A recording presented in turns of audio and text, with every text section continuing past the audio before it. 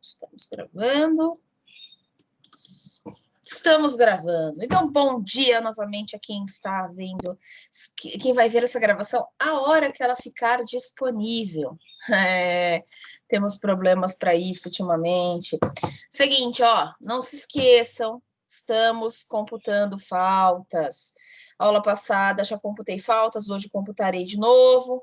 A sorte dos senhores é que a aula passada tivemos problemas para baixar a lista, todo mundo ficou com uma presencinha coletiva, porém, a aula de hoje conseguiremos baixar as presenças, e tem gente que já tem 2 faltas, hein? Olha lá, cuidado com isso, não flertem com o perigo. Então, abram o olho, não faltem, não faltem. Tem gente também que está entrando muito no final da aula, hein? Vou começar a dar falta para quem entra no final da aula, e quem sai antes, ai, ai, ai, ui, ui. Hein? Não pode, tem que estar presente na aula, mesmo porque faz falta. Uma parte significativa da aula é a interação, ok? Então, por favor, queridos, por favor, decoro nesta aula, decoro. Vamos falar, antes de terminar o nosso querido capítulo 13, vamos falar da nossa nuvem de palavras, que eu tinha prometido trazê-la. Então, está aqui a nossa nuvem de palavras, cadê? Nossa nuvem de palavras do segundo semestre de 2020.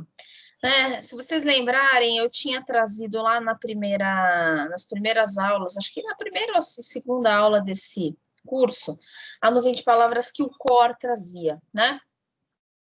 E aí a gente montou a nuvem de palavras do segundo semestre de 2020. Vocês percebam que tem várias palavras grandes, porque a gente juntou vocês todos do segundo semestre. Então, tem 200 e poucas palavras, 200 e poucas pessoas respondendo, então 200 e poucas palavras que aparecem, né? Quase todo mundo respondeu. Então, aparece pobreza, desigualdade, desemprego. As que mais apareceram são as palavras que estão maiores, né? Que são as que mais se destacam dentro da nuvem, né? O legal é quando a nuvem aparece com as palavras, né, em posições mais diferentezinhas. Aqui elas ficaram todas muito deitadas, né? Mas enfim, é a vida.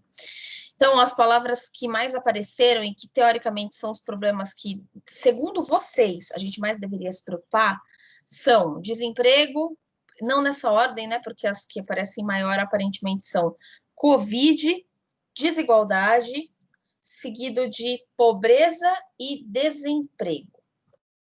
Depois aparece educação e sustentabilidade.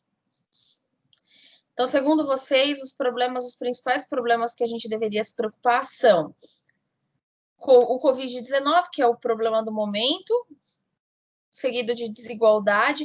Na verdade, desigualdade é um pouquinho maior que o Covid-19.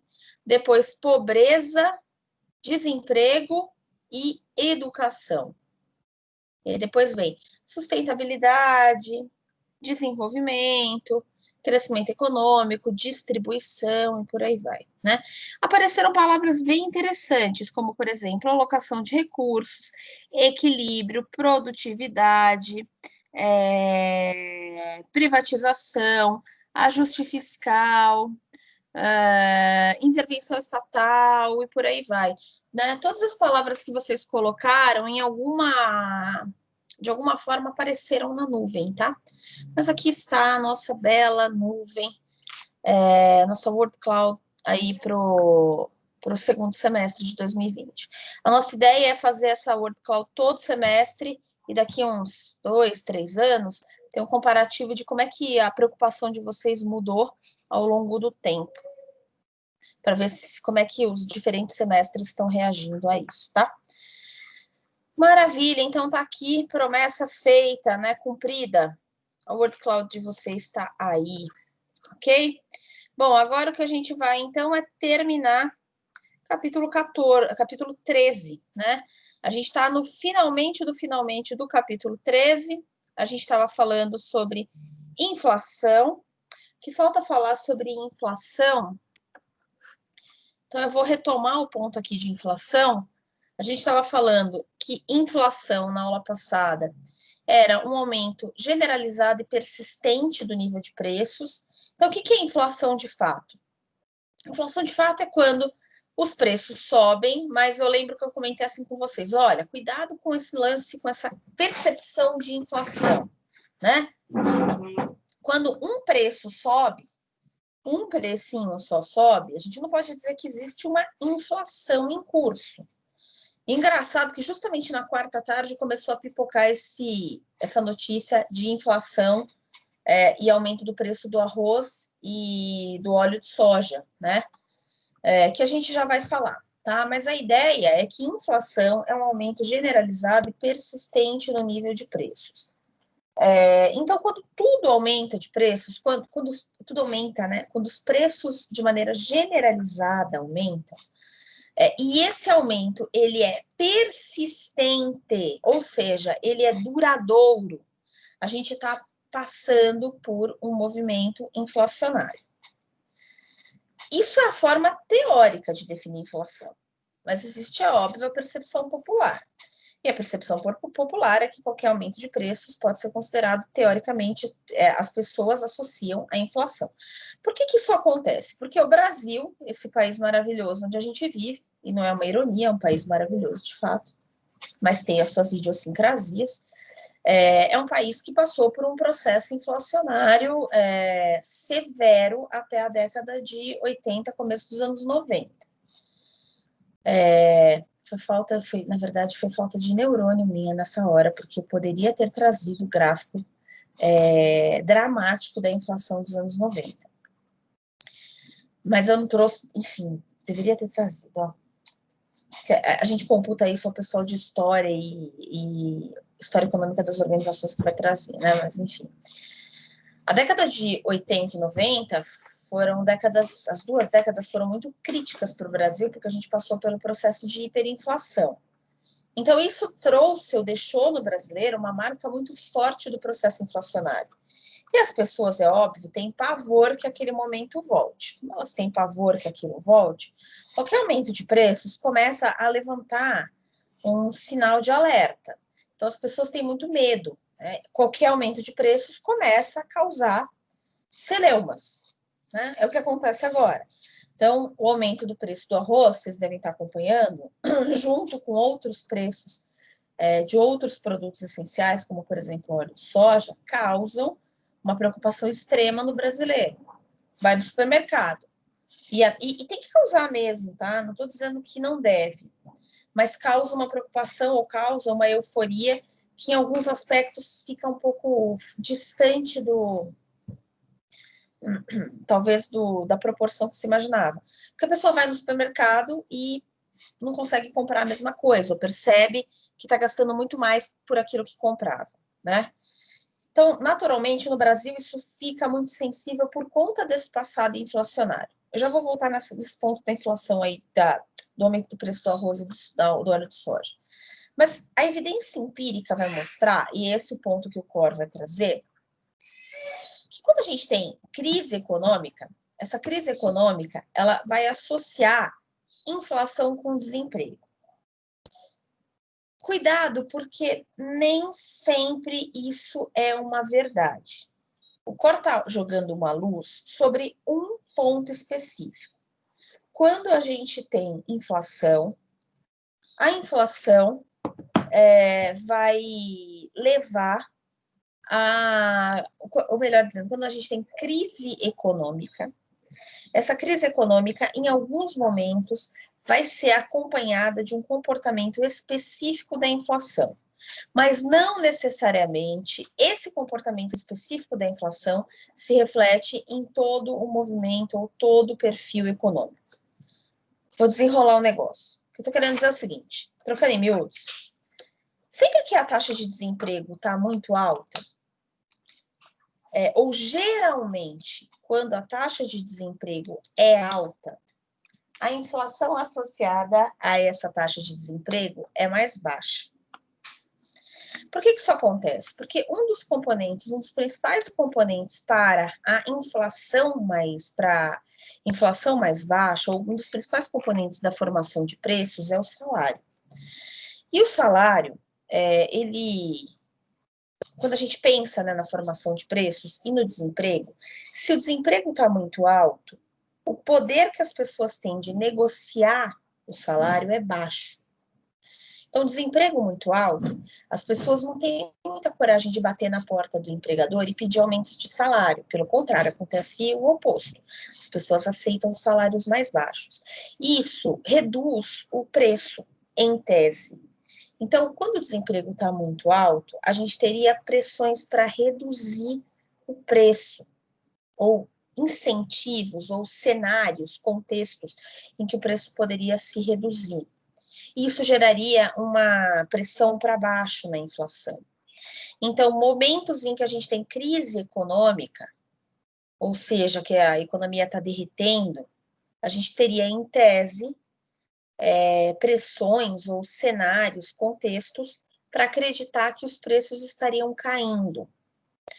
Isso nem sempre é uma verdade, porque os preços podem estar caindo ou subindo não por movimentos na demanda, que são esses movimentos associados, no geral, que acontecem aí quando, por exemplo, o mercado de trabalho está se ajustando por conta da oferta ou da demanda de bens, que é isso que eu acabei de falar, mas porque a gente pode ter inflação de pressão em custos. Eu tenho que tomar um pouco de cuidado, porque se eu tenho, por exemplo, muita demanda dentro da minha economia, que força o aumento da força de trabalho, isso força mais gente a trabalhar, aumenta a demanda por trabalho, aumenta o salário. E isso aumentaria naturalmente, então diminuiria o desemprego, aumentaria a demanda por gente trabalhando, forçaria o aumento de preços. Isso é um movimento. Mas eu poderia ter o que acontece em alguns momentos, quando, por exemplo, o preço do petróleo sobe. Então, força o preço do petróleo, isso força o aumento do preço generalizado, os preços subiriam por outros movimentos. Então, aqui tem que tomar um pouco de cuidado, porque nem toda alta de preços ou nem toda queda de preços está associada ao mercado de trabalho. O COR faz uma associação de inflação com o mercado de trabalho que nem sempre é única. Só isso que eu quero deixar claro por enquanto, tá? O que ele vai fazer é isso, ele vai mostrar para a gente que, olha, existem associações do crescimento econômico com períodos inflacionários, que foi onde a gente parou na aula passada. Como é que isso a gente associaria isso ao Brasil? Ó, dá uma olhada, aqui é a variação, é o índice de inflação medido pelo IPCA. E aí eu lembro que eu estava falando com vocês das composições, né? Então, a gente tem aqui o IPCA, índice de preços ao consumidor amplo. Então, vamos falar um pouquinho dos índices. E antes disso, deixa eu explicar uma coisa. Acho que é o que eu estava falando na aula passada. E aí, daqui a pouco, eu vou falar... Eu não posso esquecer de falar um pouco da associação entre juros e inflação. Eu já falo disso. Acabei... Né, que é um ponto sensível que a gente tem que falar. E aí, depois eu mostro para vocês o gráfico da... Tive uma valiosa ajuda aqui, o gráfico da inflação ao longo do tempo. Né? Tive uma amorosa ajuda nesse momento. Vou mostrar para vocês o gráfico dos períodos inflacionários, para mostrar a memória inflacionária deste país. Então, olha só, falar um pouco da existência de índices e qual é a diferença, né, dos diferentes índices de inflação dentro do Brasil. Primeira coisa, como é que se mede a inflação? Então, vou parar um pouquinho de projetar para poder olhar para vocês, que acho que é mais fácil para também conseguir olhar se por acaso aparecerem dúvidas. Então, se vocês quiserem, também vai perguntando, a gente vai falando. Como é que funciona a medição de inflação dentro do Brasil? Inflação se mede através de cestas de bens. Então, a gente precisa achar, como eu tinha falado na aula passada, quem é o tal do consumidor representativo. Que aqui entre nós não é muito fácil de achar. Quem é o cara que representa o brasileiro? Sei lá. Quem é o consumidor representativo? Não sei. Mas, porque a sessão de convívio que é difícil achar isso aí, né? São mais de 200 milhões de brasileiros e perfis muito diferentes. Então, o IBGE tem aí uma missão difícil a cumprir. É achar quem que seria, qual é o perfil de consumidor que melhor representa o brasileiro para entender o que esse cara consome.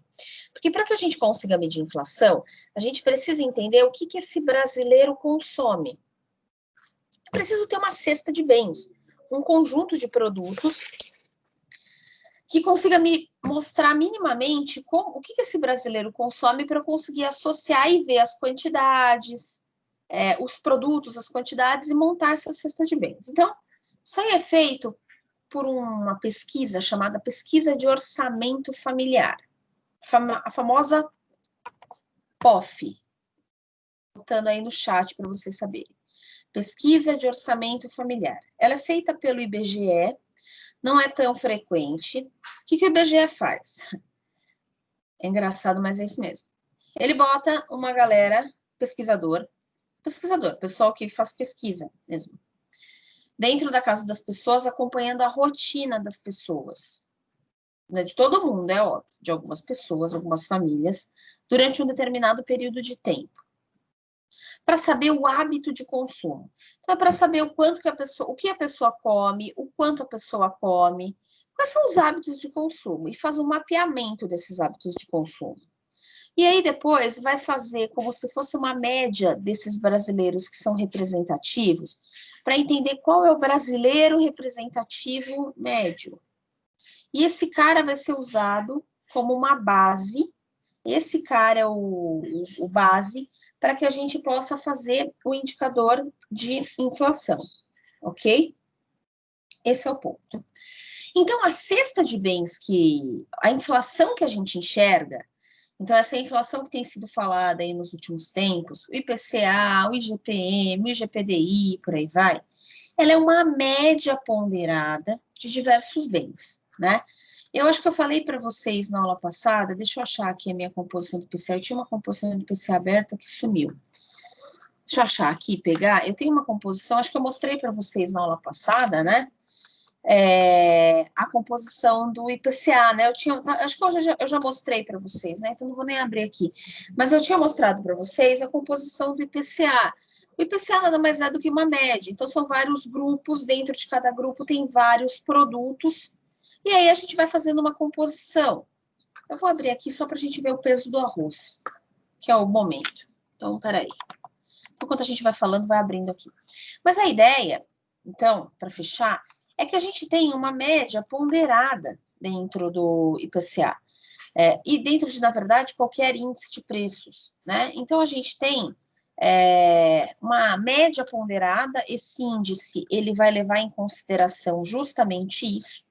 Qualquer índice vai ser uma média ponderada, é uma cesta. E para a gente, isso é importante, porque dependendo da importância que que esse consumidor representativo dá para cada produto, a variação de preço isolada desse produto vai fazer com que a gente tenha um impacto maior ou menor dentro da cesta de bens, tá? Então, quando a gente olha, por exemplo, agora eu vou falar um pouco da tal da inflação aí, do peso do arroz, né? Então, quando a gente fica preocupado, por exemplo, com o aumento do preço do arroz, por que isso tem preocupado tanto? Eu vou projetar aqui para vocês verem. Vamos olhar a composição do IPCA, tá? Então, tá aberto aí para vocês? Vocês devem estar enxergando. Deixa eu ver aqui se vocês estão enxergando. Estão enxergando a composição do meu IPCA? Sim. Então, obrigada pela resposta. Foi o Léo, né, que falou? Acho que foi. Bom, vocês estão vendo aqui a composição do meu IPCA, né? Olhando aqui pela composição do meu IPCA, aqui tem o índice geral, que tem que somar 100%.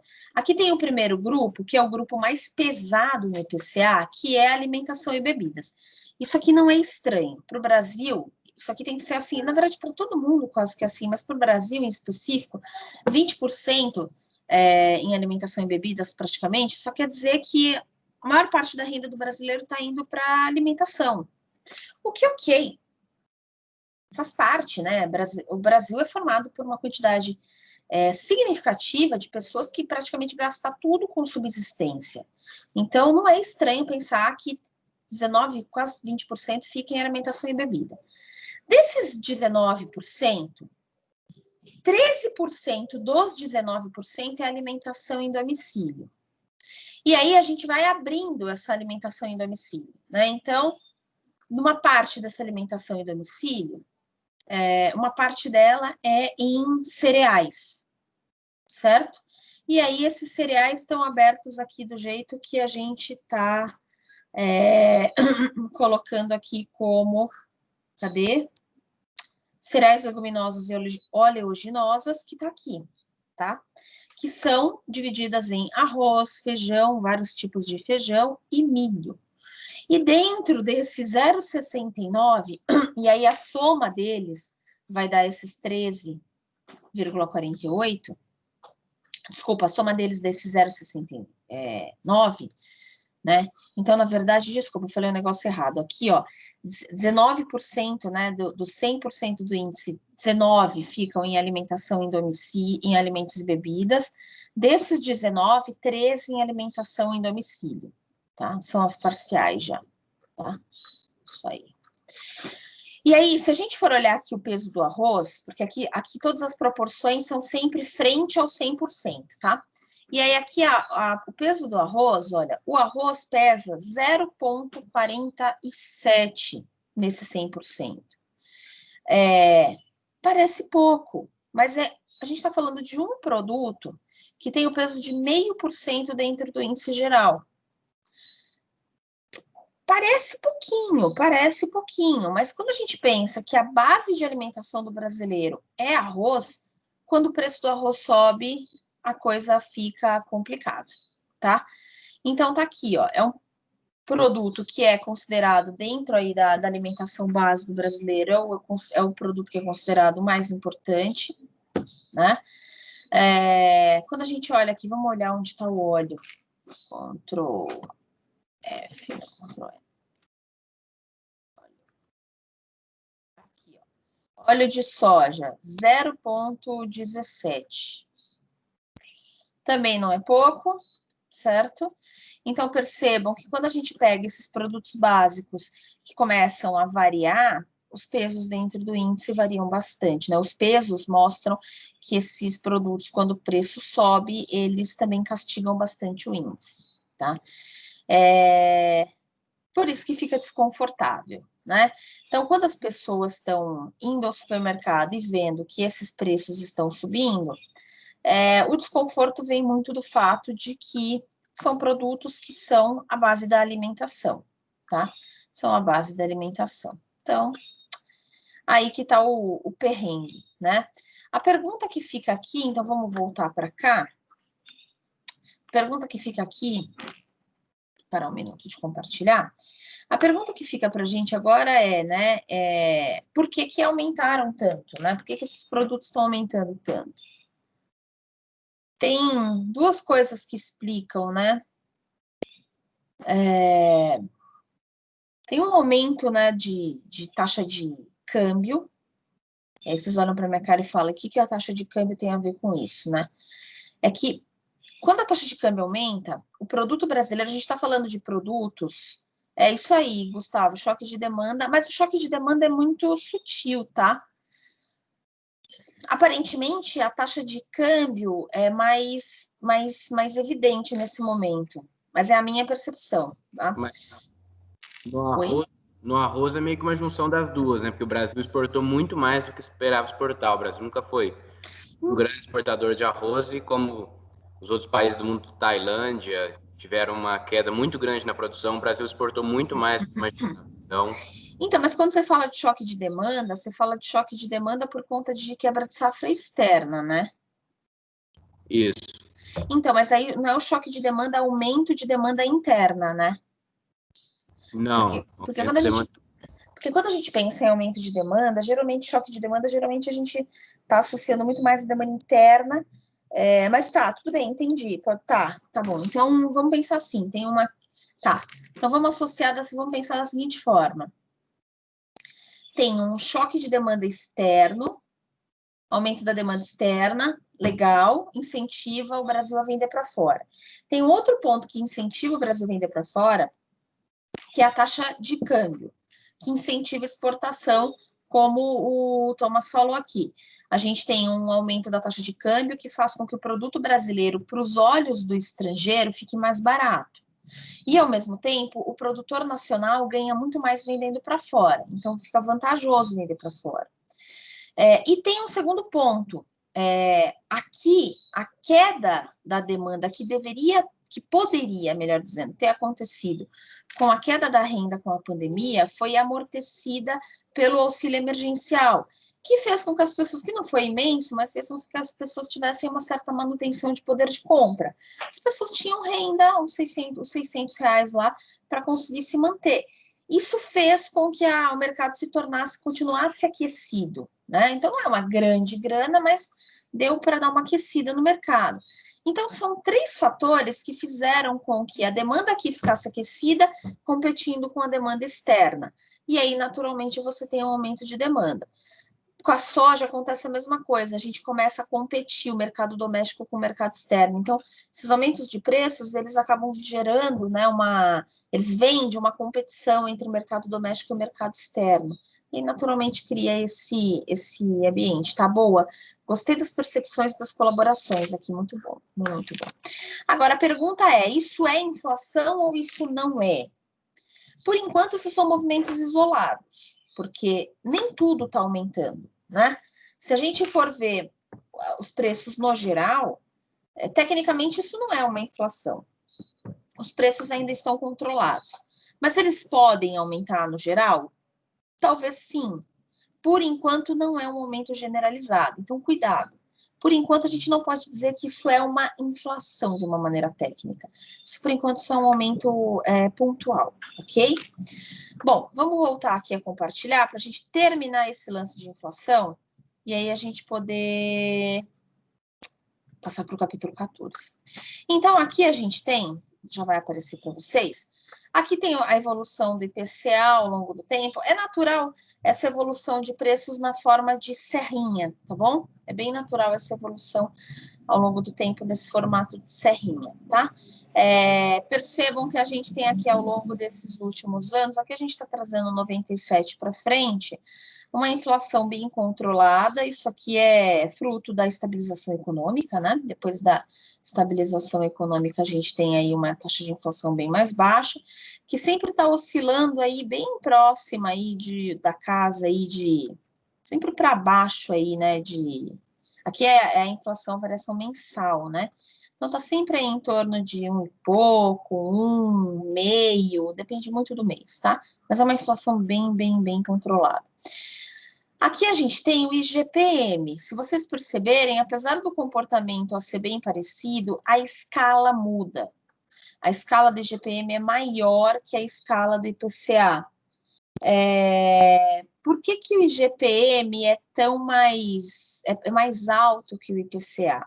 Por conta da composição da cesta.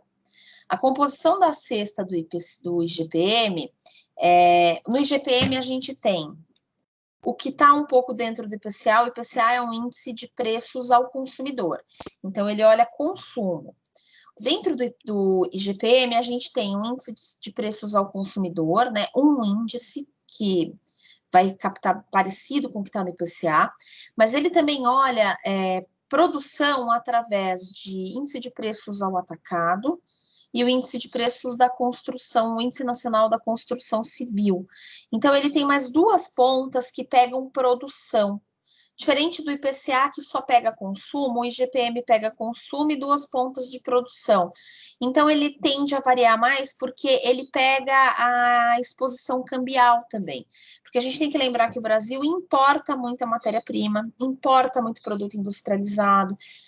Então, ele pega muito, o IGPM está muito mais exposto a uma variação cambial do que o IPCA, tá? Então, ele vai oscilar, de fato, um tanto mais, tá?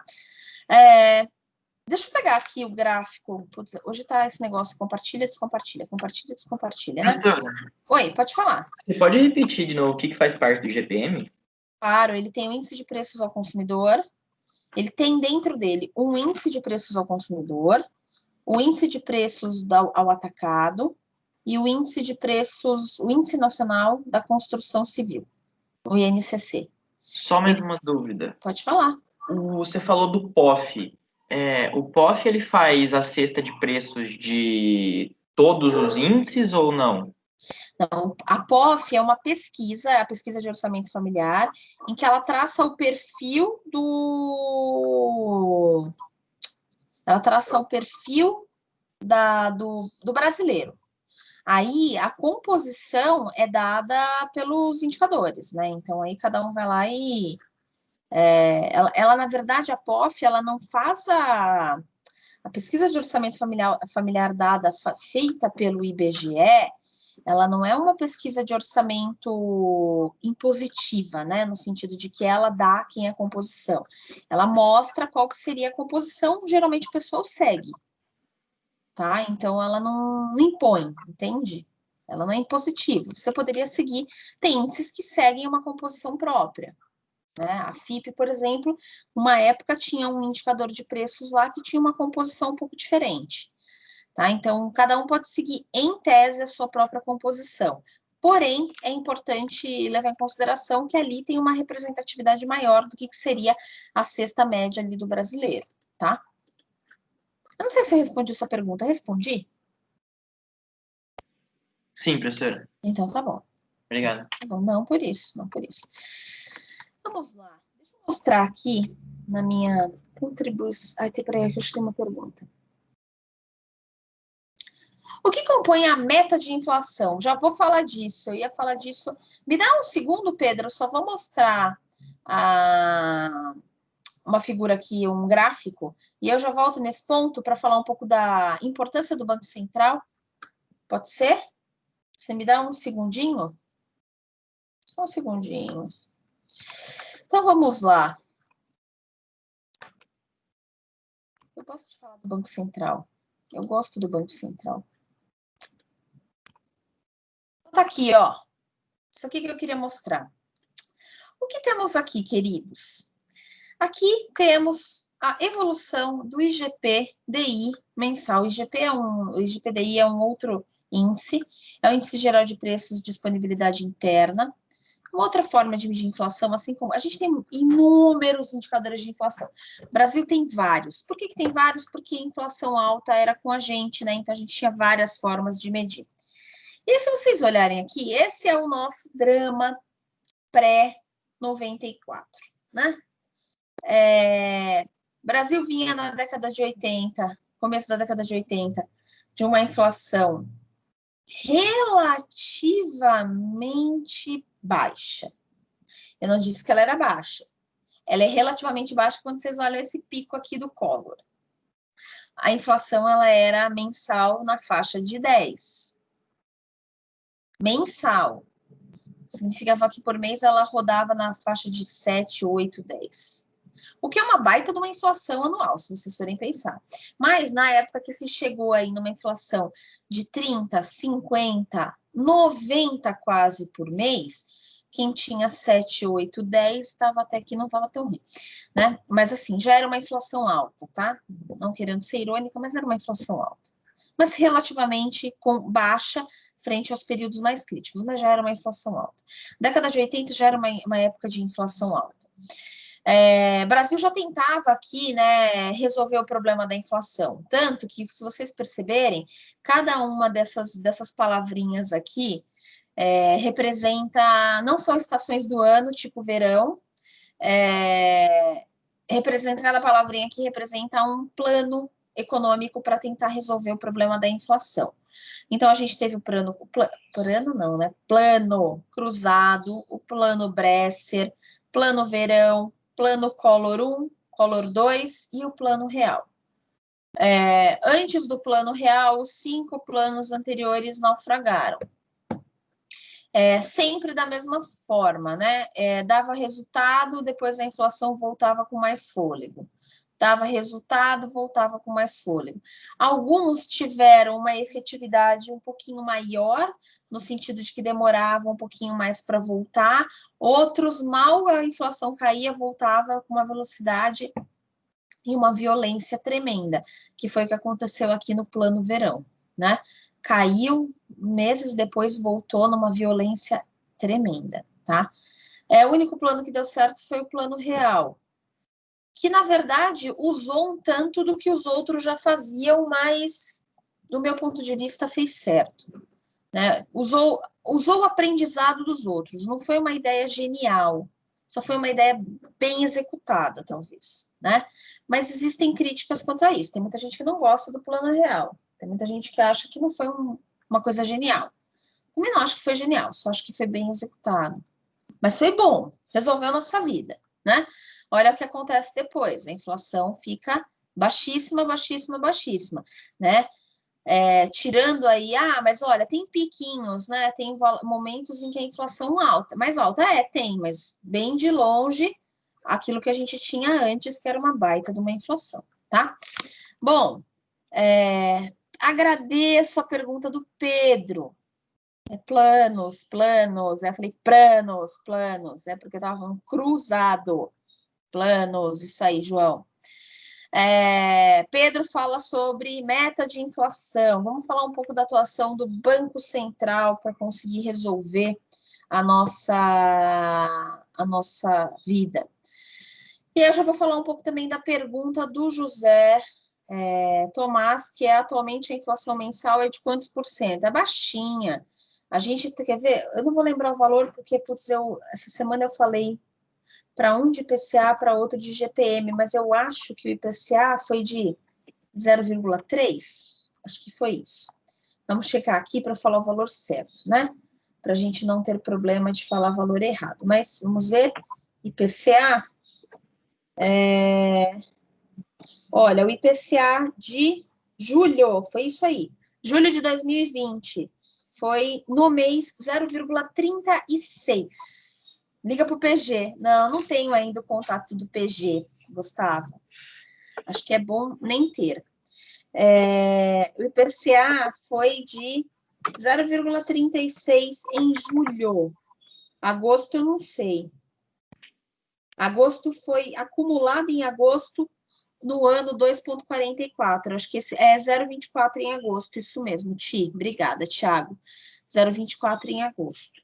Já o IGPM foi alto. O IGPM bateu 13 em mês passado. 13 ao ano, tá? Então, bem mais alto. Bom, falemos da atuação do Bacen e na meta de inflação. Qual a importância do Banco Central dentro da história aqui? O Brasil... Oi? Alguém chamou? Escutei alguém me chamar. Ouço vozes. Se alguém quiser falar alguma coisa, pode chamar, tá? Vamos lá. Vou falar da atuação do Banco Central. O Brasil tem meta de inflação. O que é a meta de inflação? Desde que a gente estabilizou a economia, então falando rapidamente disso para não me alongar, desde que a gente estabilizou a economia, primeiro, qual é o problema de ter inflação alta? Eu vou só mostrar o meu último slide aqui. Qual é o problema de ter inflação alta? A gente não quer ter inflação alta porque inflação alta causa uns probleminhas. Ela reduz o bem-estar das pessoas, reduz bem-estar porque quando você tem inflação alta, você vai no mercado e não consegue comprar tudo que você quer. Então, você diminui seu consumo, que gera redução de bem-estar. Além disso, cria uma distorção nas expectativas. A gente não consegue prever muito o futuro, então gera incerteza. E essas incertezas vão diminuir investimentos, vão diminuir consumo, vão gerar problemas. Além disso, tem uma questão que importa muito para a gente no Brasil, que é a distribuição de renda. A renda fica mal distribuída dentro da sociedade, porque quando a inflação bate, as pessoas, no geral, perdem dinheiro. Você tirou seu salário, ganhou seu salário, e seu salário vai perdendo poder de compra ao longo do mês. Se você não tem mecanismos de proteção, e geralmente as pessoas mais pobres não têm esses mecanismos, você vai perder poder de compra. Mas as pessoas com mais grana têm mecanismos de proteção.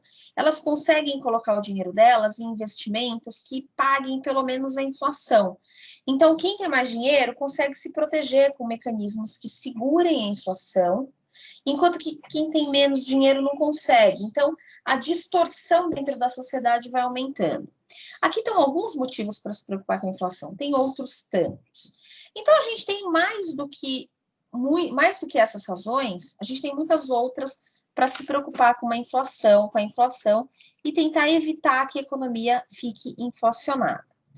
Justamente por isso, o Lucas está falando da ciranda do over, é isso aí.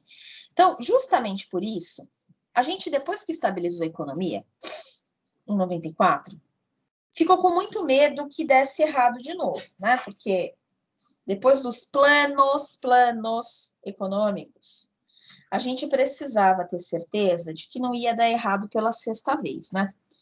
E aí, o que a gente fez?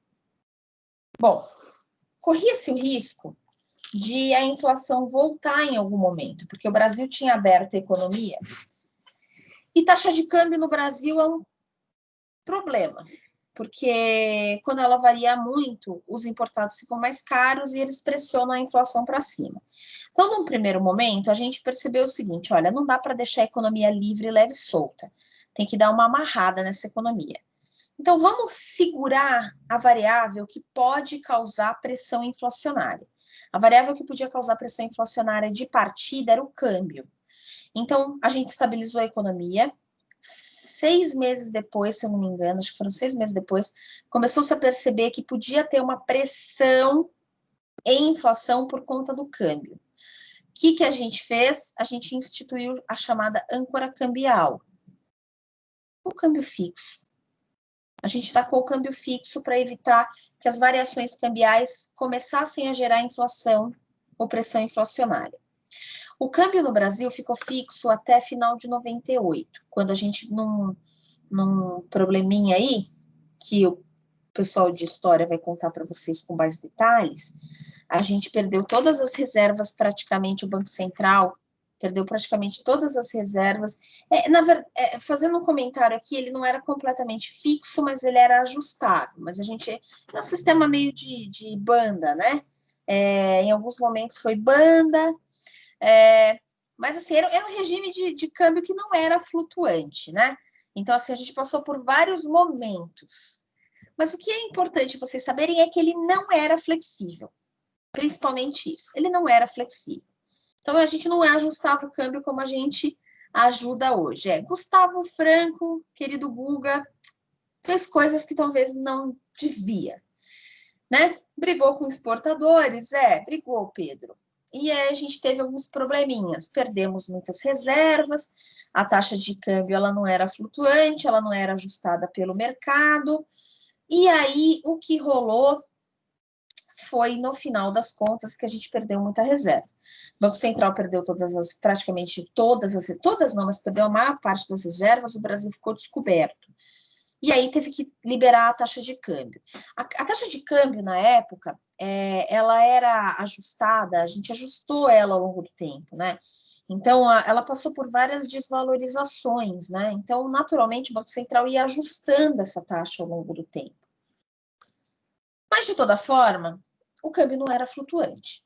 E o jeito era justamente tentar segurar a economia dessa maneira. Só que em 98 não deu mais. E aí a gente largou a taxa de câmbio, tornou ela flutuante. Porque se não tem reserva, não tem como deixar o câmbio nesse tipo de flutuação, né? Essa flutuação mais suja, né? Enfim. E aí o que acontece? Quando a gente chega lá em 98 e libera o câmbio, começa-se a ter de novo o fantasma da inflação, porque você libera o câmbio, a taxa de câmbio sobe pra caramba, e aí começa a pressionar de novo a inflação, os preços através dos importados. E aí a gente percebeu que assim ainda não dava para deixar a economia ao bel prazer. E aí qual que seria, então, o novo instrumento ou a nova âncora para segurar os preços? E aí a gente percebeu, naquela época, a economia já estava estabilizada, um pouco estabilizada. Já tinha mais demanda, a gente já tinha crescido, e agora o problema maior poderia ser uma inflação que viesse da demanda, porque as pessoas já estavam, o desemprego já era mais baixo, a economia crescia. Então, uma das formas de tentar segurar ou conter a inflação, talvez seria tentar, de alguma forma, utilizar instrumento monetário, vamos direto para o ponto, utilizar a taxa de juros como um instrumento para conter um pouco a pressão inflacionária. Então, aqui entra, pegando diretamente na pergunta do Pedro, a meta de inflação. O que é a meta de inflação? A meta de inflação é perceber que a gente quer ter uma inflação baixa, então a gente vai utilizar a taxa de juros como um instrumento para atingir uma inflação baixa. Então, o Banco Central ele vai utilizar a taxa de juros como um estímulo ou um desestímulo à economia para tentar ter inflação baixa. Então, se a economia estiver muito pressionada, com uma inflação que está sendo muito pressionada para cima, o Banco Central vai lá e desestimula, no final das contas, essa economia para que a inflação volte para a meta. Então, as pessoas estão, no geral, consumindo demais é uma palavra péssima, mas uma expressão péssima, mas a gente tem uma pressão inflacionária muito alta, né, para cima, as pessoas estão pressionando a inflação demais para cima porque estão consumindo muito. O que o Banco Central faz? Ele vai lá e ajusta a perspectiva de câmbio de juros para cima, porque aí as pessoas olham esse juro mais alto e vão pensar assim: será que eu consumo hoje ou eu espero para consumir amanhã, que o juro vai ser alto de hoje para amanhã e eu vou ganhar mais consumindo amanhã?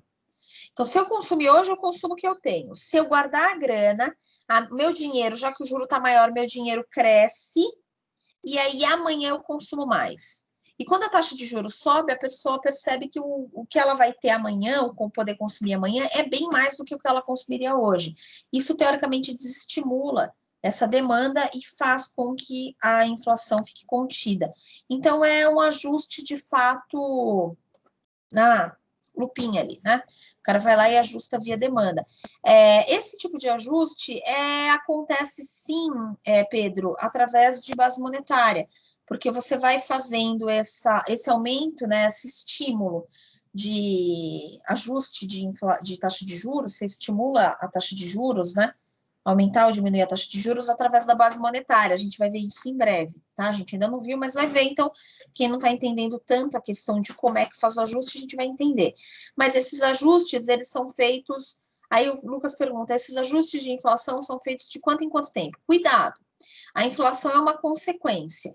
O instrumento é a taxa de juros. Então, sempre que o Banco Central faz a reunião do Copom, ele está sinalizando o que ele espera que aconteça com a taxa de juros e, por consequência, com a inflação. Né? Então, a gente tem, acho que, se não me engano, são 8 reuniões do Banco Central no ano. Acho que são 8, se eu não me engano. E aí, cada reunião, ele vai decidir qual que é o drive aí de política monetária. Então, sempre que ele diminui a taxa de juros, o que ele está fazendo é sinalizar o que ele está imaginando aí para a economia. Por que ele tem baixado a taxa de juros? Porque a pressão inflacionária está muito baixa.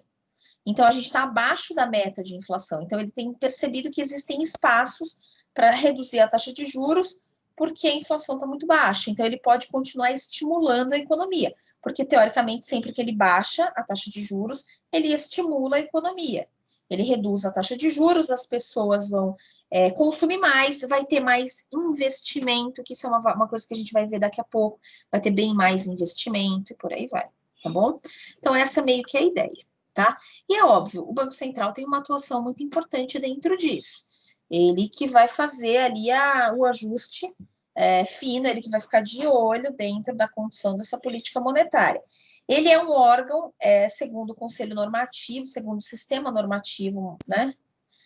Pensando no sistema normativo e no sistema monetário como um todo, ele é o órgão que efetua a política monetária. Ele não decide sozinho, quem decide é o Conselho Monetário, mas do qual ele faz parte. mas o Banco Central, ele executa, né? É quem está ali no dia a dia. Muito bem, muito bem. Com isso, a gente termina essa parte de inflação, graças a Deus. E aí, agora a gente vai começar o capítulo 14. Mas antes de começar o capítulo 14, eu vou começar, é óbvio, depois do intervalo. Antes disso, eu preciso passar um negócio para vocês, antes que eu esqueça, porque outro dia eu já esqueci. Então, eu preciso... Então, não estamos ainda no intervalo, estamos antes dele. Deixa eu pegar aqui um negócio que Sérgio do Multinsper pediu para eu passar para vocês, dos líderes de sala. Então, deixa eu me achar aqui. Eleição dos líderes de sala. Seguinte, queridos.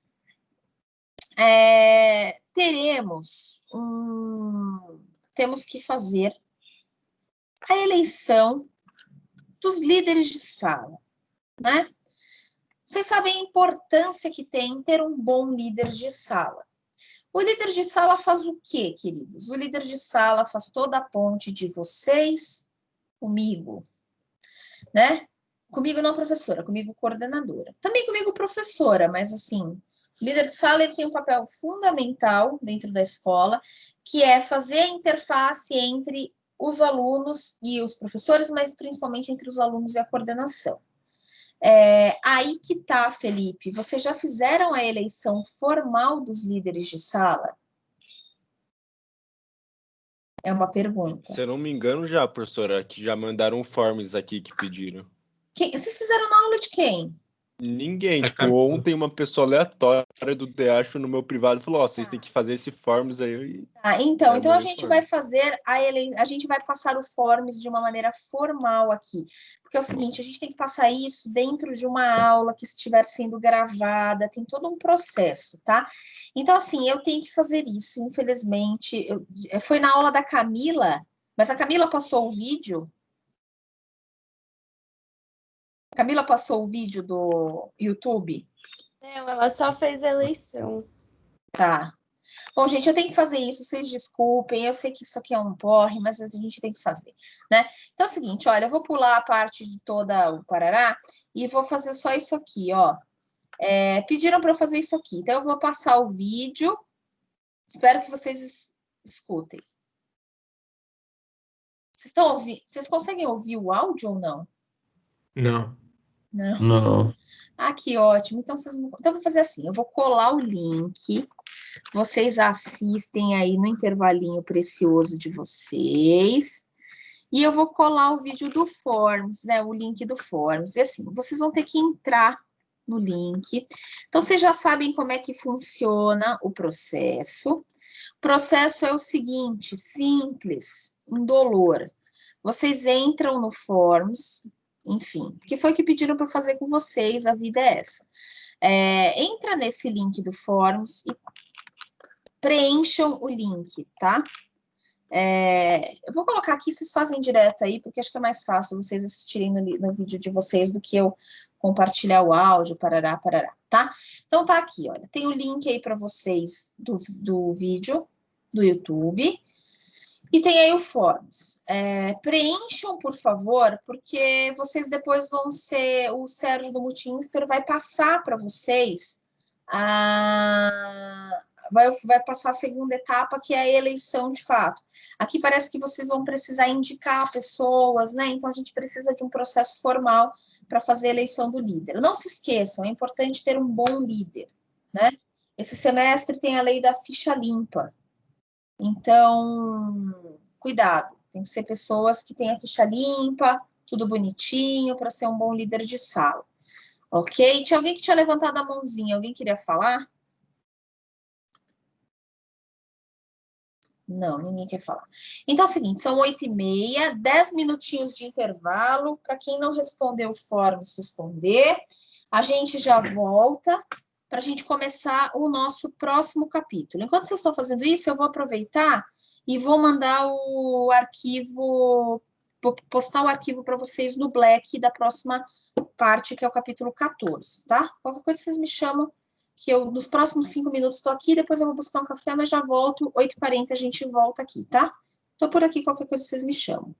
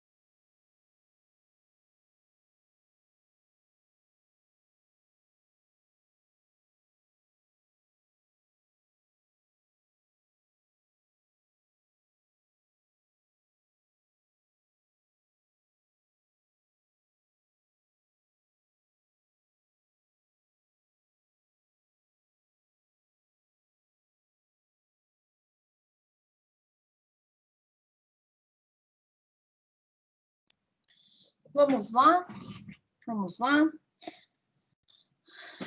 Edu, explico sim. Relação entre juros e inflação. É a seguinte, Edu. Pensa que está todo mundo consumindo muito. Qual é a relação entre juros e inflação? É a seguinte, está todo mundo consumindo muito e o governo quer desestimular esse consumo. O que ele faz? Ele convence as pessoas de que é melhor deixar para consumir amanhã. Como é que ele faz isso? Ele aumenta os juros.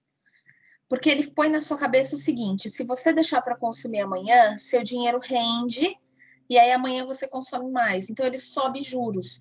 Então, a inflação hoje está alta porque você está consumindo muito, ele sobe a taxa de juros, ou ele estimula o mercado a subir os juros, melhor dizendo, que ele faz isso, ele estimula o mercado a subir juros, e aí o que acontece é que, em tese, você vai pensar assim, putz, ao invés de consumir hoje, eu deixo para consumir amanhã, porque amanhã eu vou consumir mais. E aí isso, em tese, faria a inflação ceder. Antes de eu fazer um comentário, tudo bem isso aqui? Entendeu esse mecanismo? Me diz se você entendeu o mecanismo. Enquanto o Edu me disse entender o mecanismo, só vou fazer uma ressalva. Isso dá certo? Às vezes. Para alguns tipos de perfil de renda, de nada, Edu. Para alguns perfis de renda, para alguns tipos de países, dá. Mas, assim, em países com renda baixa, isso não vai dar certo. Países onde a desigualdade de renda é muito alta, isso não vai dar certo. Porque as pessoas não têm muita essa opção. A renda é baixa, tão baixa, que se você diminuir a taxa de aumentar a taxa de juros, ninguém deixa de consumir hoje. As pessoas gastam tudo que tem em consumo de subsistência. Você não consegue desestimular, esse é o ponto, tá? Então, essa é uma crítica que tem que ficar bem nítida. Isso dá certo? Depende, mais ou menos, tá? Bem mais ou menos, tá? Então, isso tem que ficar nítido, tá? Vai dar certo? Mais ou menos. Vai dar certo sempre? Não, não vai dar certo sempre. Tudo bem até aqui? Professora, Oi. só uma dúvida. Pois Na hora não. que a senhora tinha comentado sobre a âncora cambial, a senhora comentou que a gente perde reserva, acabou perdendo reserva naquela época por conta dessa fixação, né, do câmbio. Quais seriam essas reservas? Eu fiquei um pouco confusa. É dólar. É reserva cambial. Reserva cambial para a gente, naquela época, era majoritariamente dólar. O que pode ser reserva cambial, Paloma? É tudo que é moeda externa, mas moeda externa que você pode negociar com outros países. Para o Brasil, ali era dólar, né? O que a gente hoje tem de reserva cambial é majoritariamente dólar, você tem um pouco de euro, um pouco de outras moedas de outros países, mas o que o mundo quer para negociar é dólar, tá? Tá Então ótimo. é dólar, tá bom? Maravilha, queridos, maravilha. Samantha, querida, tudo bem? Até em economias estruturadas, aplicar juros mais altos em bens básicos também não adianta nada. Então, em economias mais estruturadas, Samantha, até ter juros mais altos pode ser bom. Bom assim, não bom que é bom. É bom no sentido de que dá efeito. Economias mais estruturadas, você consegue ter efeito, mas economias como a brasileira, que as pessoas têm uma desigualdade de renda muito grande, que uma parcela muito grande da população tem renda muito baixa, o efeito é bem mais restrito. Entendam da seguinte forma, não é que não dá efeito, é que o efeito é mais restrito, o efeito é baixo, tá? O ouro não se usa mais para nada? Luiz, tem ouro, tem reserva sim em ouro, chama ouro monetário, mas a quantidade é muito baixa, e o que as pessoas querem, que os países guardam mesmo de reserva é dólar, tá? É dólar. Maravilha. Queridos, vamos agora mergulhar no capítulo 14, que eu já estou atrasada nele. Capítulo 14 já está disponível para os senhores lá no Blackboard. E como eu falei, esse capítulo eu vou testar uma metodologia nova, que é basicamente compartilhar o PDF já na forma de caderninho. Então, eu vou compartilhar aqui para vocês o PDF na forma de um caderninho. E aí, a gente vai fazer por ele as anotações, tá bom? Então, está aqui o caderninho, novo caderninho de vocês, já na forma, o PDF na forma de caderninho, tá bom? Vamos ver se vai dar certo, vocês me contam se vocês gostam ou não. Então, tá aqui, capítulo 14, como que os governos conseguem atuar para reduzir as oscilações na renda e no emprego. Capítulo 14, o que ele vai fazer é basicamente o seguinte, entender como é que o governo atua, então é a ideia de atuação do governo, tá? Para que a gente consiga olhar essas oscilações de renda e emprego e entender como é que o governo pode ser atuante para segurar essas oscilações, ok? Então, essa é a ideia do capítulo 14. Qual que é o foco do capítulo 14? A gente vai pegar aquele fluxo circular da renda e entender o tal do efeito multiplicador ou processo multiplicador. Então, a gente vai pegar o capítulo 14 e entender o tal do processo multiplicador. A gente vai perceber que existem flutuações de demanda que vão afetar o PIB através daquele multiplicador, como a gente viu na aula passada. Então, quando a gente tem um aumento de demanda, e esse aumento de demanda aqui, ó, ele pode acontecer através do governo. Opa. Então, vamos fazer bonitinho, né? Que tá porquinho. Esse aumento de demanda aqui, ele pode vir através do governo. O governo está aqui, cria um aumento de demanda, como, por exemplo, gastando mais. Esse aumento de demanda, necessariamente, vai gerar um aumento de renda. E essa renda vai gerar, né? A gente vai ter um aumento de demanda. Para gerar mais produto, eu vou ter que contratar mais pessoas. Então, eu vou gerar renda, que ao mesmo tempo cria mais produto. Então, eu vou ter mais produto, tendo mais produto, ao mesmo tempo eu tenho mais renda. Essas pessoas vão demandar mais. Para suprir mais essa demanda, eu vou ter que ter mais renda e por aí vai. Então, existe todo aquele processo no fluxo circular da renda que a gente viu lá na aula passada. Então, isso aqui tudo é o fluxo circular da renda. Então, a gente tem todo aquele fluxo circular da renda que a gente viu na aula passada, que vai ajudar a gente a entender o que é esse tal desse efeito multiplicador. A única coisa que a gente tem que ter em mente é que existe um limite, porque as famílias, elas vão ter um limite dentro desse sistema, né?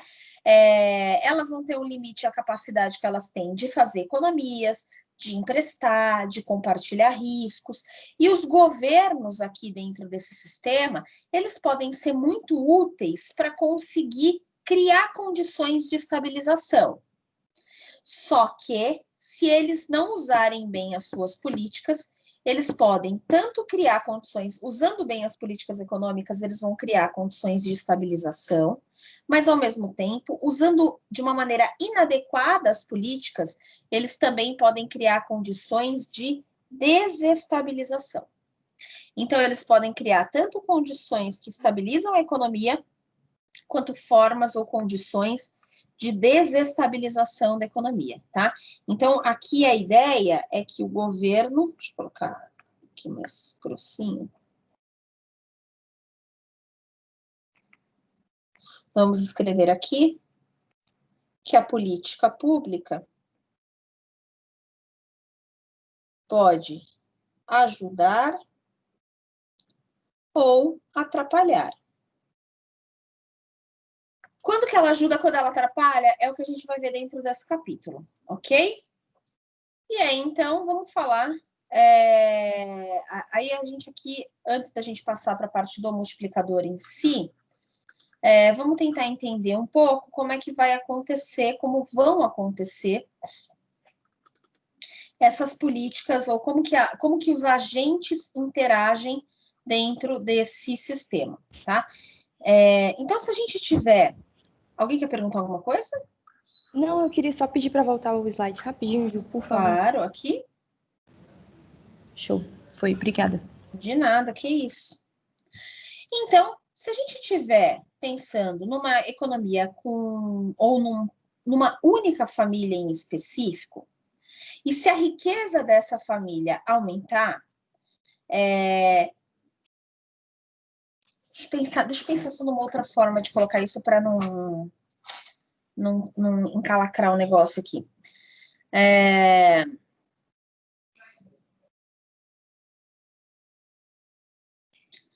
Vamos pensar num sistema. A ideia aqui é a seguinte, deixa eu reformular a ideia aqui para isso aqui não ficar confuso. Porque do jeito que eu coloquei aqui, talvez dê uma impressão que fique confuso. Quando a gente está pensando individualmente, acho que é mais fácil colocar dessa forma. Quando a gente está pensando individualmente, a gente está falando aqui, vou voltar um minuto, a gente está falando aqui da seguinte forma. O governo ele pode ter ações que estabilizam ou desestabilizam a economia, certo? Então, esse governo ele pode gerar políticas públicas que podem estimular a economia. Porém, a gente está falando que as famílias, que são os agentes dentro dessa economia, eles têm capacidades limitadas. Então, eventualmente, a gente pode ter uma família que deseje, por exemplo, economizar. Então, se uma família deseja economizar, a riqueza aumenta. Então, de forma individual, se uma família quiser economizar, a riqueza vai aumentar. E isso é bom. Agora, se por acaso todas as famílias quiserem economizar, a riqueza da economia não necessariamente aumenta. Vocês eventualmente vão ver uma criança passando aqui, não assustem. Hoje temos presença ilustre. Se todas as famílias, então, voltando, se todas as famílias decidirem economizar em conjunto, o efeito dentro dessa economia pode ser um efeito meio manada. Todo mundo economizando junto pode criar um ambiente no qual a gente tenha uma distorção muito grande. Então, uma economia, uma família dentro dessa economia economizando não gera muito problema. Mas muitas famílias, ao mesmo tempo economizando, pode gerar um problema generalizado. E aí, o governo tem que agir. Porque se ele não fizer gastos adicionais, ele pode ter uma queda de demanda tão grande que essa economia, ao invés de crescer com as economias que as famílias fazem, que necessariamente poderiam auxiliar muito, né, num processo de redução, por exemplo, de desperdícios, aumento de investimentos, essa economia, na verdade, pode começar a se reduzir.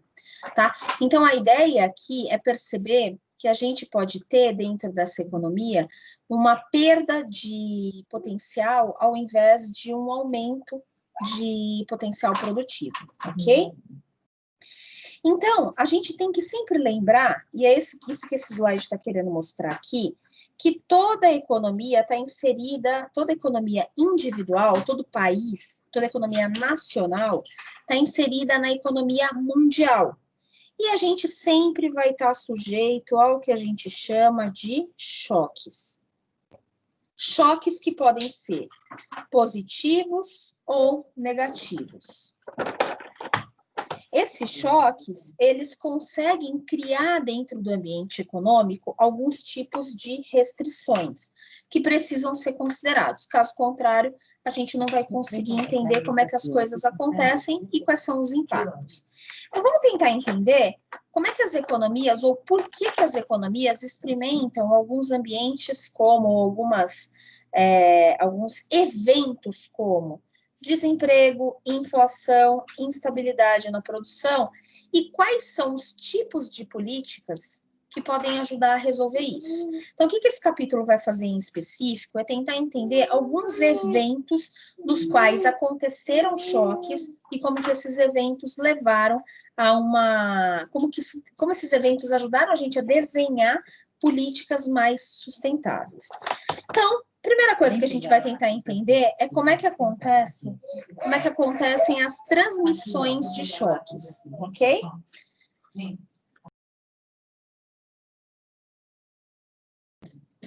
Pronto, a participação especial foi embora. Então, vamos tentar entender como é que acontecem as transmissões de choques, né? Como é que os choques acontecem?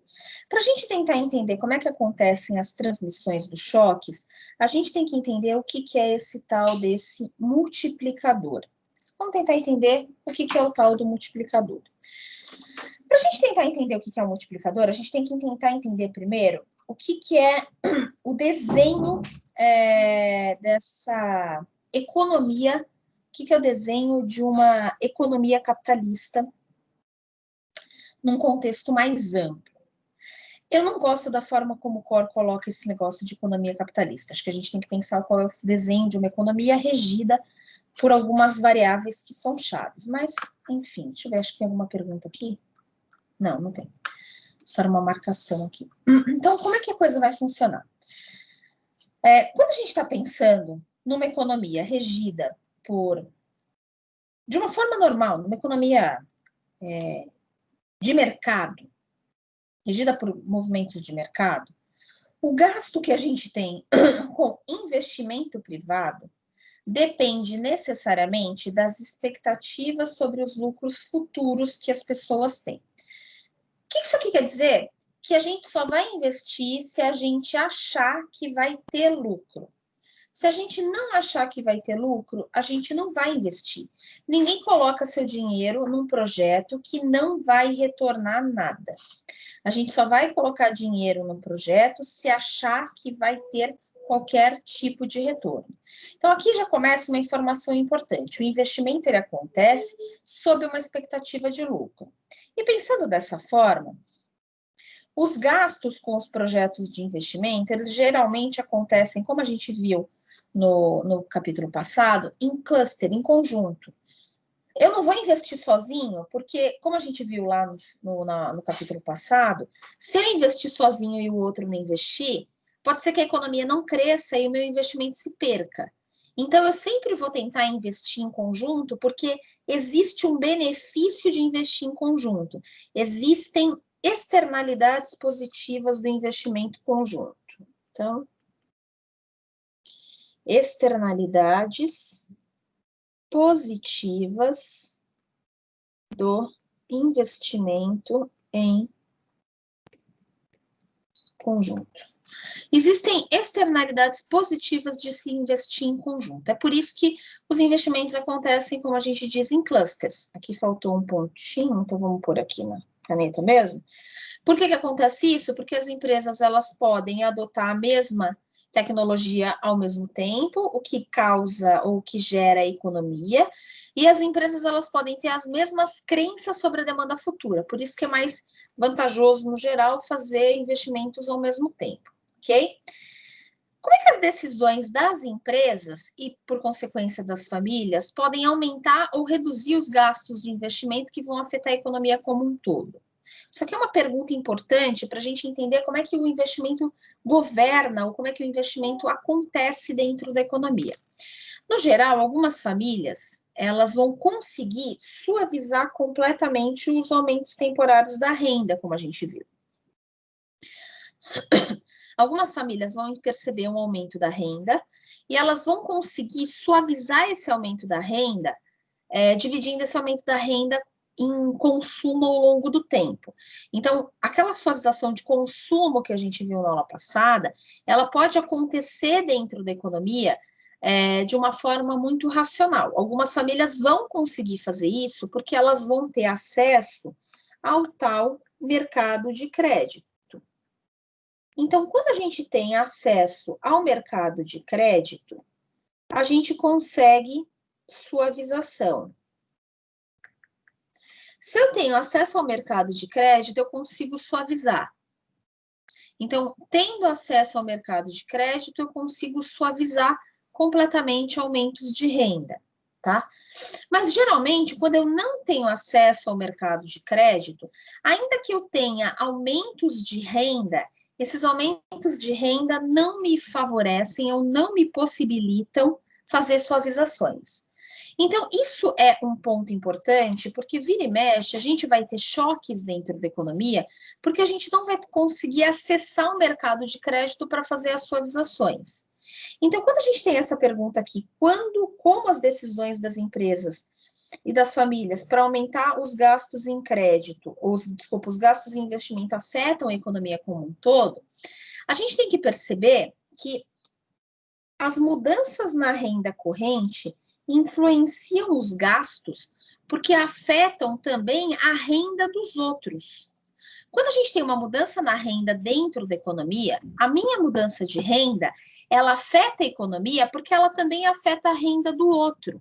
Afeta a renda do outro através de efeitos indiretos, porque eu vou ter a mudança de renda que afeta a minha renda diretamente, mas a minha mudança de renda também afeta a mudança do outro através de um efeito que vai ser meio que disseminado dentro da economia, criando o que a gente chama muitas vezes de boom de investimentos. O que a gente está querendo dizer com isso? Vamos traduzir isso de uma forma mais intuitiva? A gente está querendo dizer o seguinte: quando a gente tem dentro da economia algum tipo de mudança de demanda, pensando na ideia, vamos escrever isso aqui. Pensando na ideia do fluxo circular da renda.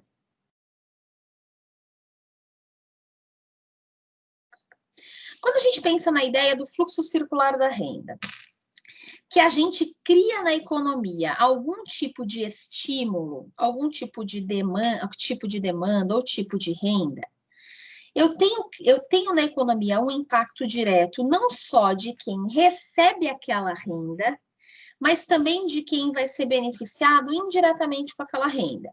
Então, vamos supor, por exemplo, que o governo aumente os seus gastos em merenda. Eu sou o cara que tem uma fábrica. Voltar um segundo em qual slide, Luiz?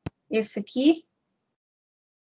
Enquanto eu vou falando, eu vou deixando nos slides passados, que eu não sei qual que vocês querem, então, sei lá, fui passando em tantos, já foi. Então, tá bom. Então, vamos lá, pensando no fluxo circular da renda, vamos pensar o seguinte: pensa que o governo aumenta os gastos em merenda. Ele aumenta os gastos em merenda ou em livro escolar, sei lá. Eu sou o cara que sou dono da fábrica de merenda. Eu tenho um impacto direto. Então, existe aqui um impacto direto. Tem um impacto direto para a fábrica de merenda.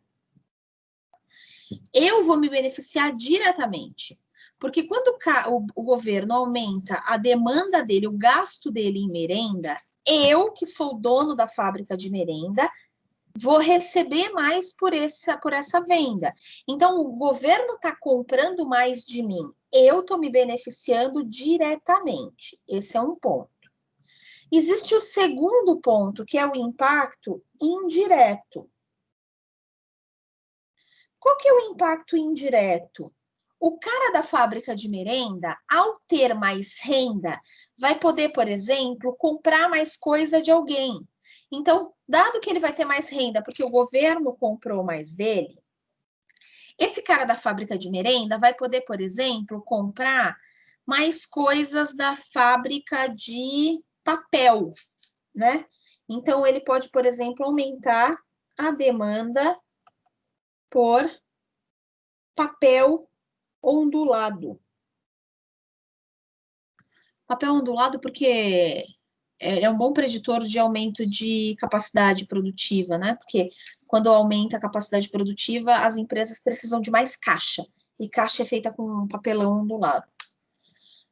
Então, percebam, existe um impacto direto, que é o governo aumentando a demanda da fábrica de merenda pelo produto direto. Mas quando o governo aumenta o gasto e a fábrica de merenda ganha mais, né, porque o governo gastou mais, essa fábrica de merenda pode, por exemplo, aumentar a demanda por papel ondulado, porque ela vai produzir mais, ao produzir mais, ela vai precisar de mais papelão para fazer caixa, ela vai comprar mais de uma outra firma. Então, existem efeitos diretos e indiretos. O governo aumentando seus gastos, ele consegue gerar um impacto direto na fábrica de merenda, que talvez tenha que investir mais para suprir a demanda, mas ele também vai gerar um impacto indireto em outro setor, porque a fábrica de papel ondulado também vai ter que talvez produzir mais para suprir essa demanda. É isso que a gente está chamando aqui de um choque, um efeito direto sobre a demanda agregada, mas também de choques indiretos. Existem choques diversos acontecendo dentro da economia através de um processo pontual de aumento de gastos, ok? E a pergunta que a gente tem que responder, então, a partir de agora, é como a gente explica por que o PIB pode aumentar mais que o aumento de gastos? Porque eu vou voltar um minuto aqui. Se eu pensar aqui pontualmente, suponha que o gasto aumentou em 1.000. Então, eu aumentei em 1.000 os gastos em merenda, existe um impacto direto de 1.000 aqui na fábrica de merenda, porque o governo está gastando 1.000 em merenda, então a fábrica de merenda está recebendo 1.000, mas a fábrica de merenda vai passar uma parte desse recurso para a fábrica de papel ondulado, por exemplo, sei lá, 800. Então, percebam que o impacto aqui, ó, do lado de cá, do lado direito, ele é maior que o impacto do lado esquerdo. E aí a pergunta que fica é, por que a economia, né, ou por que o PIB pode estar aumentando, o PIB, que é o que está do lado direito, né, esse impacto aqui que eu grifei em rosa, por que o PIB pode estar aumentando mais do que o aumento do gasto? Por que o PIB pode estar aumentando, o produto pode estar aumentando mais, né? Porque percebam, no final das contas, o que a gente está falando aqui é de aumento de investimento, né? E consumo do lado de cá, do lado direito. Por que o produto, o PIB final, pode estar aumentando mais do que o aumento de gastos que aconteceu aqui, que é esse que eu acabei de grifar aqui do lado esquerdo? Isso é o que a gente vai tentar responder, entendendo o que é o multiplicador. Como o Guilherme acabou de colocar aqui no chat, por conta de externalidades. O multiplicador, Guilherme, é justamente isso, ele é uma quantificação ou é uma racionalização das externalidades, isso mesmo, tá? Então, vamos tentar entender o que é essa jossa desse multiplicador. Tá? O que é o multiplicador? A gente vai começar pensando numa economia simples, onde a gente tem só consumo e investimento. Ou seja, não tem governo e não tem setor externo. O Gustavo me coloca também aqui, porque o gasto vai para um só, mas as consequências positivas multiplicam-se entre o setor. Isso mesmo. O multiplicador, eu adorei essas colocações de vocês. O multiplicador, ele é um monte de externalidades, no final das contas, positivas, né?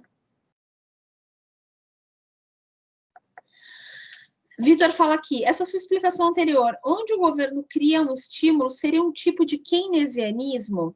Vitor, o keynesianismo é uma forma de pensar esse estímulo, né? Porque o Keynes falava assim, né? O governo, ele é muito importante para estimular a economia, né? Porque era meio a ideia do Keynes. O que o keynesianismo fala é o governo ele é importante para gerar esses estímulos e empurrar a economia. Não é que é uma forma de keynesianismo, é que se você achar que o governo é fundamental para gerar esses estímulos, sim. Mas o gasto do governo em si, ele não é um keynesianismo, né? É só a forma como você enxerga a importância do governo dentro dessa história, tá? Aqui a gente não está pensando dessa forma. Aqui a gente só está vendo um mecanismo que é algébrico, tá bom? Aqui não tem muito valor, a gente não está pensando num julgamento, não tem um juízo de valor, tá bom? Então, maravilha. Então, vamos falar do multiplicador. Então, de novo, economia simples, sem governo, sem setor externo. E aí, aqui a gente tem que lembrar como é que era formada a nossa economia. A gente viu que o nosso produto, ele era assim, ó, C mais I mais G mais X menos IM. Vamos relembrar? Y é produto, C é consumo, I é investimento, G é governo, gasto do governo, X é exportação e M é importação. Se a nossa economia não tem governo e não tem setor externo, gasto do governo é 0, exportação é 0 e importação é 0. O que é que sobra dentro dessa nossa economia é que o Y é C mais I, tá? Então, dentro desse nosso escopo muito, muito simplificado, Y é igual a C mais I, tá? Bom, então vamos tentar entender se Y é igual a C mais I. E o nosso objetivo, antes de mais nada, é entender o multiplicador. Como é que quando eu aumento alguma coisa dentro da economia, o produto cresce mais, o PIB cresce mais do que esse estímulo? Vamos tentar entender do que é feito o PIB. Quais são os componentes do PIB, tá? Então, o primeiro componente é o consumo. O que é o consumo? O consumo, no final das contas, é uma variável, deixa eu pôr outra cor, verde. Ele é uma variável comportamental, que mede como que as pessoas gastam aquilo que ganham para satisfazer necessidades pessoais. Então, o consumo é uma variável comportamental. Ele vai medir o quanto as pessoas gastam para satisfazer as necessidades básicas, para satisfazer as necessidades pessoais. O que está dentro do consumo? O consumo ele é feito em duas partes. Ele tem um valor fixo chamado de consumo autônomo, eu já vou falar o que está dentro dele, e um valor que depende da renda, que a gente chama de propensão marginal a consumir. Se vocês olharem a formulinha que está aqui embaixo, o C0 é o que a gente chama de consumo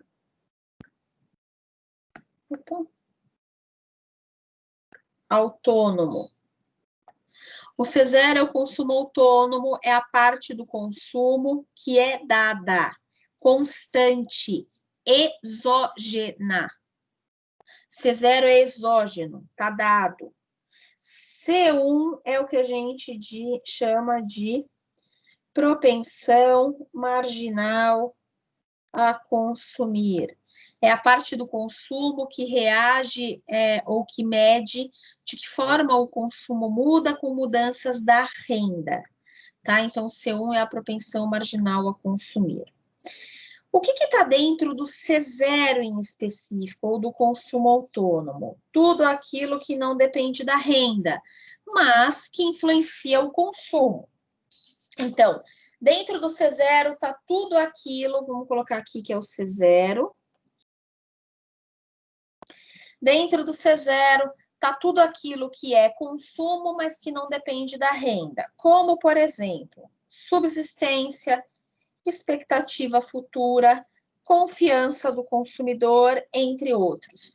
Tudo aquilo que for importante para o consumo, mas que não mudar com a renda, está no C0.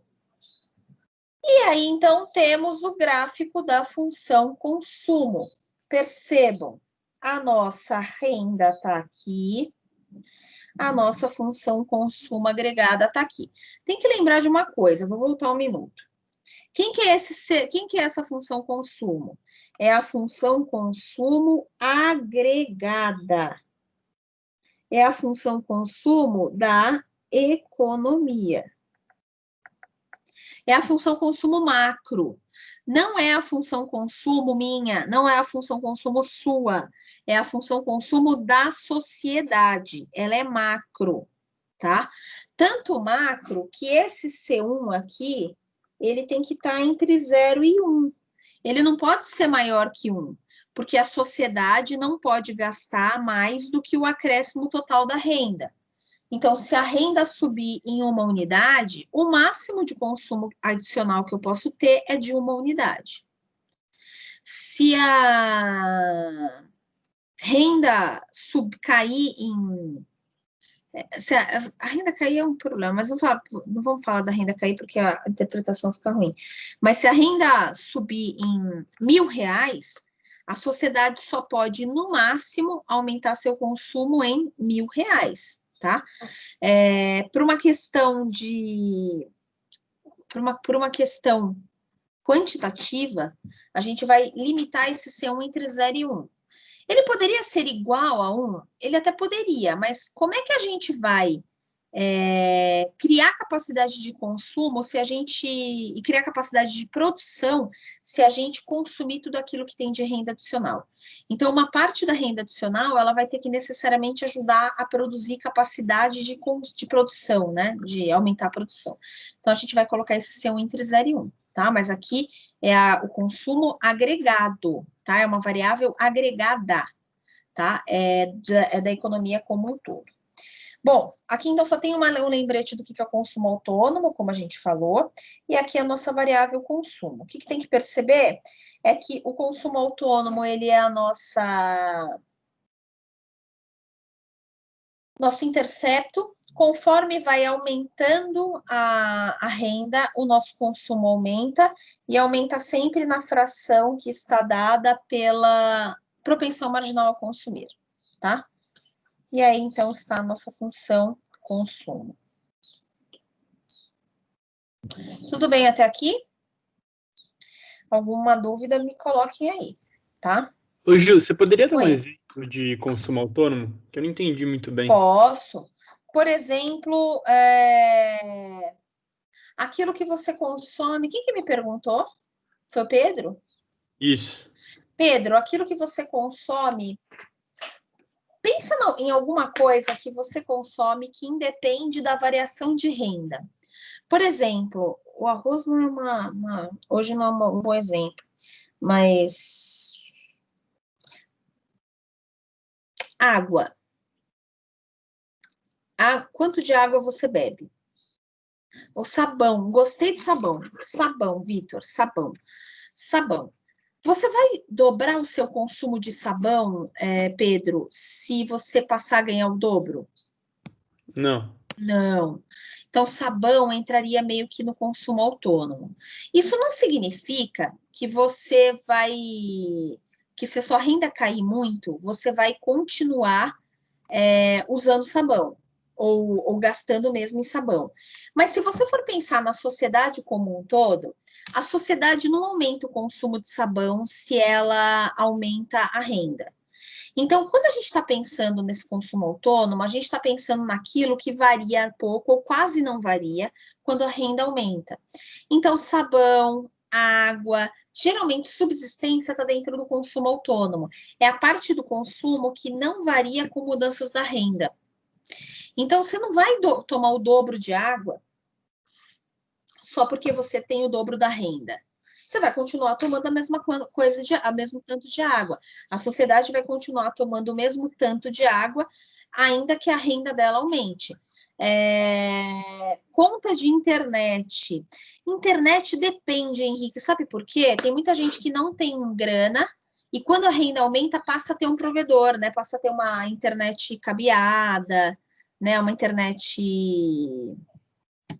tipo essas que a gente tem, Wi-Fi, net, essas coisas, né?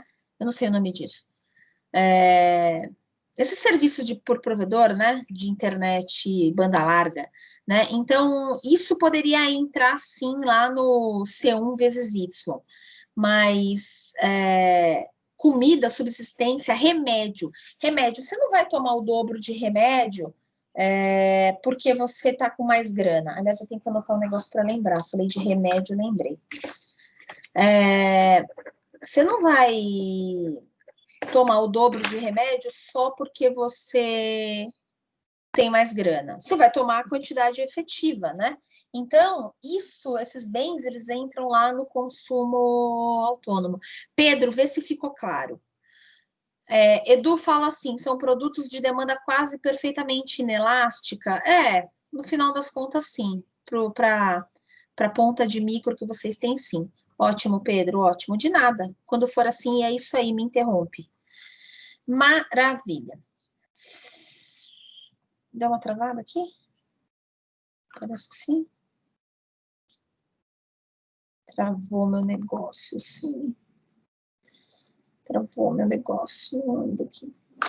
Tá. Vamos lá. Seguindo aqui. Espera aí que meu compartilhamento travou, então eu vou parar a minha telinha e vou tentar compartilhar de novo. Minha telinha parou aqui de compartilhar. Na verdade, meu caderninho parou. O que eu fiz aqui que ele parou de compartilhar? Agora foi. Vou compartilhar de novo aqui para os nossos 5 minutos finais. Então, vamos lá, iniciar transmissão novamente. Então, continuando aqui. Naturalmente, a propensão marginal, ela é um número, propensão marginal a consumir, ela é um número médio. E dentro desse número médio, tem uma grande variação entre as famílias.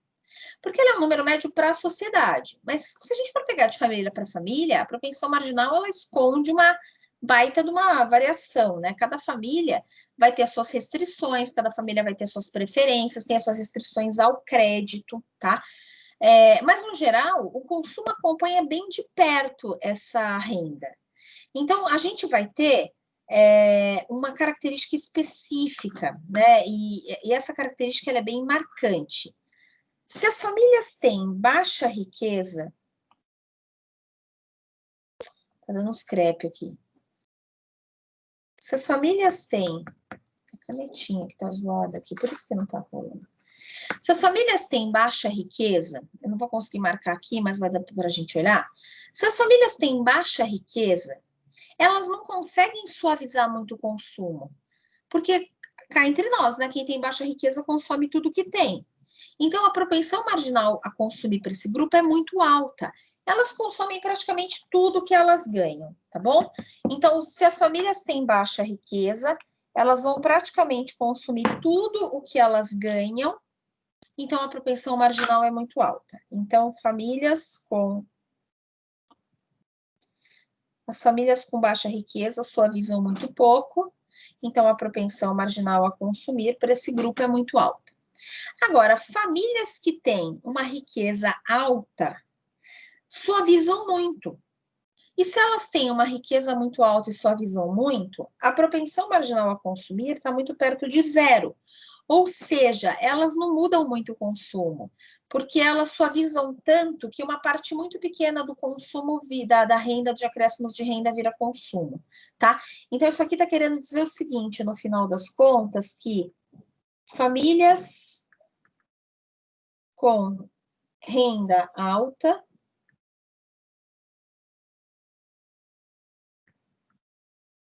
propensão marginal a consumir é baixa, tá? É isso aqui que esses parágrafos estão querendo dizer. Que se a família tem renda alta, a propensão marginal a consumir é muito baixa. E vice-versa, tá? Não vou conseguir escrever o resto aqui por falta de espaço, mas é vice-versa, tá?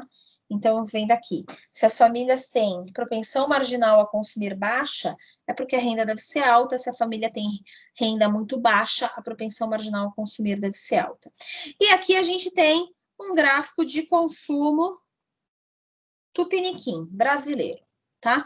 Então, aqui a gente tem 3 índices de confiança, né? 3 variáveis. A variável laranjinha barra vermelha, que é o índice de confiança do consumidor. A variável verdinha, que é o índice de bens, na verdade, ó, bens de consumo no Brasil é um índice. E a variável azul, que são os bens de consumo durável, também são índices. O que eu quero que vocês percebam é o seguinte, o vermelhinho é o índice de confiança. É como as pessoas estão enxergando o consumo daqui para frente. Então, para cada período, é como que elas enxergam o consumo daqui para frente. Percebam como essa variável guarda grande similaridade com as variáveis efetivas, que são os índices. A variável verde são os bens de consumo no geral. E a variável azul é o bem de consumo durável, que é o que é mais volátil. As pessoas vão se preocupar mais com os bens de subsistência quando a economia dá uma piorada. Então, bem de consumo durável, ele é bem mais volátil. Você só vai trocar fogão e geladeira a hora que a economia está melhor. Então, eles oscilam mais com o ciclo econômico. Mas o que é importante perceber aqui é que os indicadores de confiança, eles guardam estreita relação com a variável consumo. Então, o consumo oscila junto dos indicadores de confiança. Os indicadores de confiança são muito bons preditores do que vai acontecer com a variável consumo, tá? E aí, então, na aula da quarta, a gente vai retomar desse ponto, embora eu sei que eu estou atrasada, mas tudo bem, eu vou dar um jeito de colocar isso em ordem. A gente vai retomar falando como é que um choque se propaga. E aí a gente vai pegar pontualmente desse slide 15, putz, ainda tem um tanto, desse slide 15 aqui, que é para entender como é que um choque vai se propagar, olhando aqui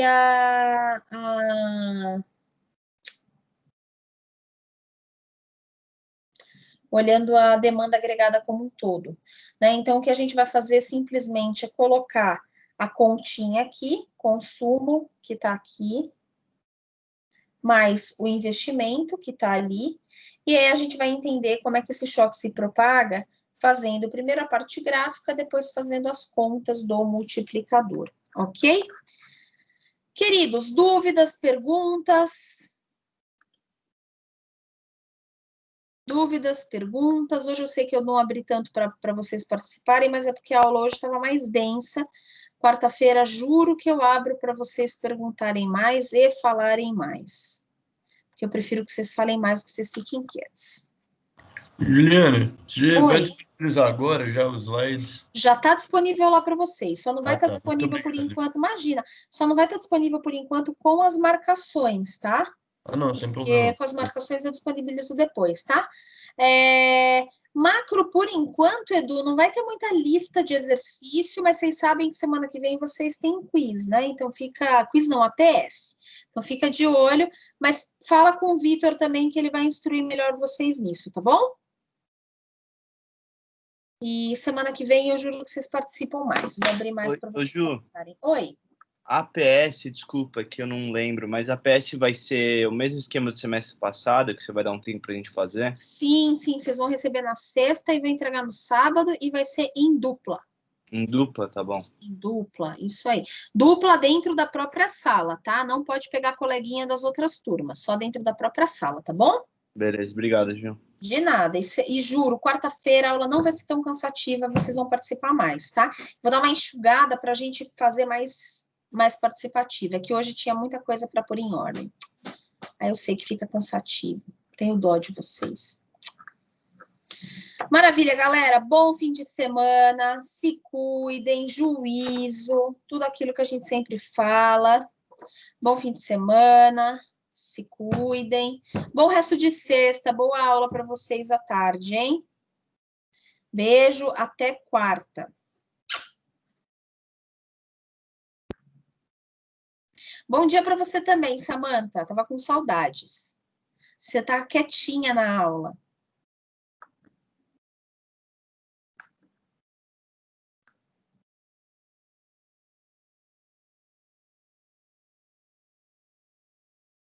Para você também, Henrique, bom fim de semana. Deixa eu parar de gravar antes que eu esqueça. Não adianta, né? Parar a gravação.